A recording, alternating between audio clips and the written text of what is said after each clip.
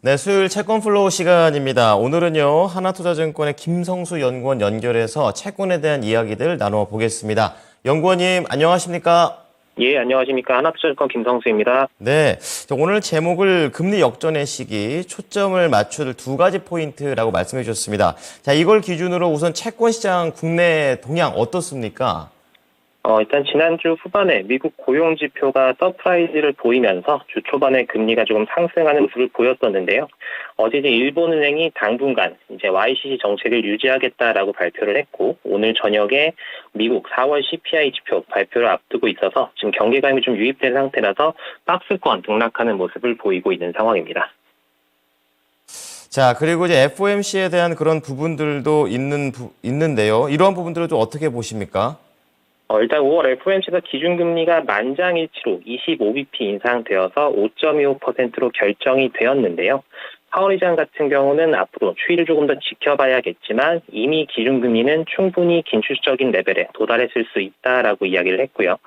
성명서 같은 경우도 기존에 유지되던 문구였던 앞으로 몇 번의 추가 인상을 단행함에 있어서라는 문구가 경제 파급 효과를 고려한 뒤에 그 파급 효과를 지켜본 뒤에 향후 통화 정책의 그 경로를 설정하겠다라는 문구로 바뀌면서 사실상 추가적인 기준금리 인상에 대한 기대감이라든지 가능성이 크게 낮아진 상황입니다. 자, 현재 연준이 시장을 계속해서 이렇게 핸들링하고 있는 그런 모습인데요. 다음 질문 좀 넘어가 보도록 하겠습니다. 자, 이렇게 되다 보니까 한국과 미국의 금리 역전폭이 상당히 좀 벌어진 그런 상태가 되겠습니다. 이 자금 유출에 대한 그런 우려도 있는 그런 상황인데 시장에서는 큰 액션 같은 건 안 나오는 것 같습니다. 이 부분에 대한 의견은 어떠십니까? 예, 일단 과거를 보게 되면 한미 기준금리가 역전됐던 시기가 총 4차례가 있습니다. 1999년에서 2001년, 그다음에 2005년에서 2007년, 2018년에서 2022년, 그리고 2022년 9월부터 현재까지 총 4차례가 있는데요. 이번을 포함해서 과거 3차례 모두 역전 시기에 외국인의 채권시장 자금은 크게 순유입되는 모습을 보였습니다. 따라서 기준금리가 역전되었다고 해서 자금의 급격한 유출로 이어지기는 그 가능성 저희는 조금 낮다라고 생각을 하고 있습니다. 말씀해 주셨던 대로 외국인의 순유입, 그러니까 국고채가 외국인 입장에서는 매력적으로 보인다라고도 볼 수 있는 건데 세부적인 이유는 어떤 게 있을까요? 일단 그동안 외국인 입장에서 국고채 시장이 매력적으로 보였었던 가장 큰 이유는 이제 우리나라 신용등급 대비해서 금리 수준이 좀 높기 때문이었는데요. 즉 가격이 좀 쌌다라고 봐주시면 될 것 같습니다.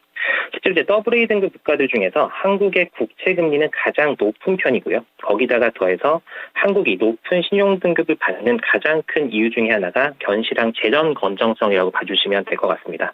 실제로 이제 정부 부채, 정부의 GDP 대비 정부 부채 수준이 다른 국가들 대비해서 평균적으로 좀 낮은 수준을 계속해서 유지를 하고 있었기 때문에 이런 부분들이 외국인들 입장에서 좀 큰 투자 매력 포인트로 작용했다라고 생각을 하고요.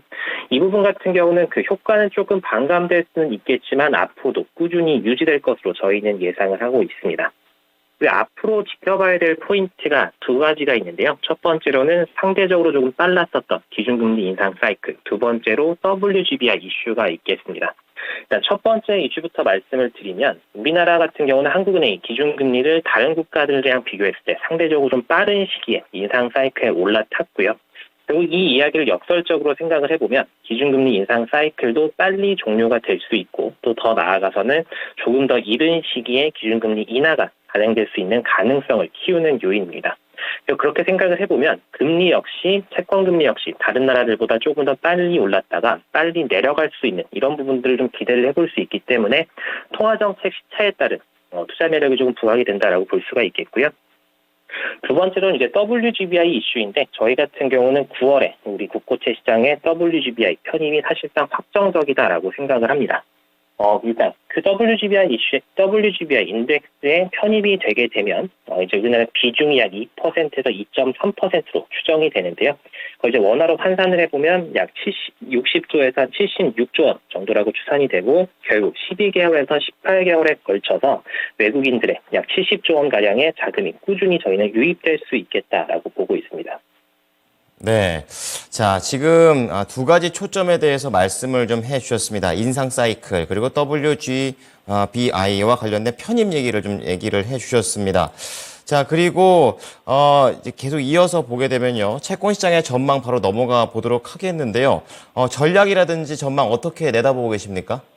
일단 큰 흐름부터 말씀을 드리면 저희는 상반기까지는 박스권 등락을 전망을 합니다. 그리고 연간 단위로 보게 되면 금리는 상고 하저 흐름이 유효하다라고 생각을 하는데요. 일단 지금까지는 정책, 경기, 물가 모두 채권 시장 안에서 상하방 재료가 혼재하고 있는 상황입니다. 일단 경기부터 보게 되면 어쨌든 반도체를 제외한 우리나라 수출 환경은 지금 바닥을 다지고 있는 모습이고요. 소비라든지 이런 부분은 계절적 특성 때문에 소폭 반등해 있는 상황입니다. 근데 이것이 이제 하반기 가면 갈수록 소비는 어쨌든 계절적 요인 때문에 반등한 것이기 때문에 계속해서 둔화되는 흐름을 보여줄 것으로 예상을 하고요. 수출 같은 경우도 하반기 반등이 기대된다고는 하지만 이 반등이 개선을 의미하는 게 아니라 굉장히 안 좋았던 수출 환경이 조금 안 좋은 환경으로 그냥 소폭 바뀌는 수준으로 생각을 하기 때문에 경기의 흐름은 계속해서 하반기 갈수록 금리의 하락을 지지한다라고 봐주시면 될 것 같고, 외부로 시선을 돌려보면 일단 중국이 리오프닝하면서 경기가 반등을 하고 있습니다. 이 부분이 우리나라 금리에 상방 압력으로 작용을 하고는 있는데, 일단 중국이 우리나라 경제에 미치는 영향력은 계속해서 줄어드는 반면에 미국 같은 경우는 경기 우리나라에 미치는 영향력이 반대로 커지고 있는 상황입니다. 미국 같은 경우는 이미 완연하게 둔화 국면에 진입을 하고 있는 상황이라서 하반기에 미국이 경기가 계속해서 둔화될수록 우리나라 채권 시장에는 우호적으로 작용할 수 있겠다라고 보고요. 정책 같은 경우에는 저희는 기본적으로 한국이든 미국이든 기준금리 인상이 종료되었다라고 생각을 합니다. 기준금리 종료 자체는 어쨌든 채권 시장이 굉장히 우호적인데, 문제가 뭐냐면 중앙은행들은 계속해서 시장의 연말 인하 기대감을 차단하는 데 지금 주안점을 두고 있는 상황입니다. 이런 부분들이 금리를 계속해서 산발적으로 올려줄 수 있는 요인으로 작용을 할 수는 있겠고, 실제로 연내 인하가 단행이 되지 않는다면 채권 시장에 그렇게 크게 우호적으로 작용할 수는 없겠지만, 어쨌든 내년 연초라든지 내년 중에 기준금리 인하 가능성은 매우 유력하기 때문에 시장은 계속해서 인하를 반영한 채로 채권 시장의 흐름이 이어질 것으로 생각을 하기 때문에 통화정책도 하반기 갈수록 금리를 누르는 요인으로 작용할 수 있겠다라고 보고요.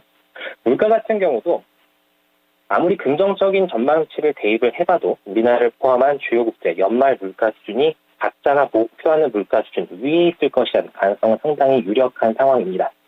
그런데 어쨌든 물가가 계속해서 꾸준하게 둔화되고 있는 흐름은 계속해서 유효하고요.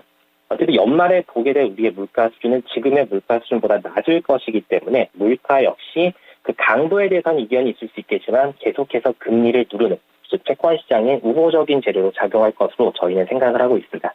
따라서 오히려 지금 박스권 등락을 하고 있는 채권 시장의 지금 현 상황을 봤을 때 지금 매수하는 것이 어떻게 보면 유리한 투자 전략이지 않을까, 그렇게 생각을 하고 있습니다. 네, 연구원님께서 전체 그림, 그리고 나라와의 관계, 그리고 상반기에서 하반기로 넘어갔었을 때의 전망까지 잡아주시니까 채권에 대한 매력을 조금 더 잘 이해할 수 있었습니다. 오늘 얘기 잘 들었습니다. 예, 감사합니다. 네. 자, 오늘 수요일 채권 플로우에서는요, 하나투자증권의 김성수 연구원이었습니다.